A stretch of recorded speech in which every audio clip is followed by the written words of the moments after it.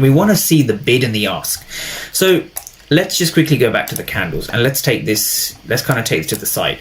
So when we see price coming into a fair value gap, right, we're looking for a couple of things. So let's just mark this out. We want to see price entering, right? And then we are looking for some kind of absorption, right? So what does the absorption mean?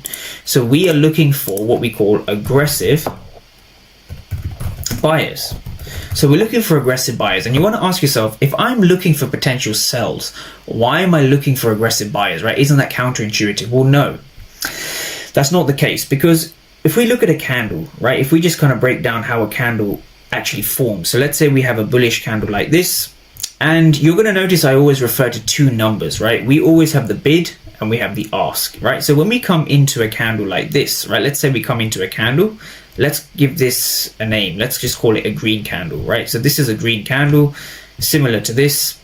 So what we have is we have two numbers. We have the left number, known as the bid, right? And we have the right number, known as the ask, right? So for basic knowledge, for those who don't know, we have the bid and the ask, right? The market is all about predicting the auction between the bid and the ask, right? The more you can understand the bid and the ask data, the better you are at going to be at just predicting the market reversals, basically. So simply put, right, we have the bid, which represents what we call aggressive. I'm just going to write AGG sellers, right? We have the ask, which is the opposite. So we have, again, aggressive buyers.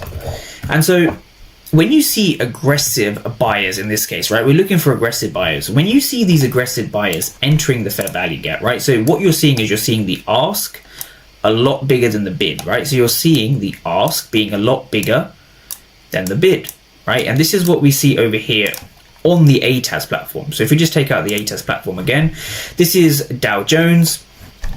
Sorry, just waiting for it to load. If we just take a look at what's going on, we see multiple areas where we see significantly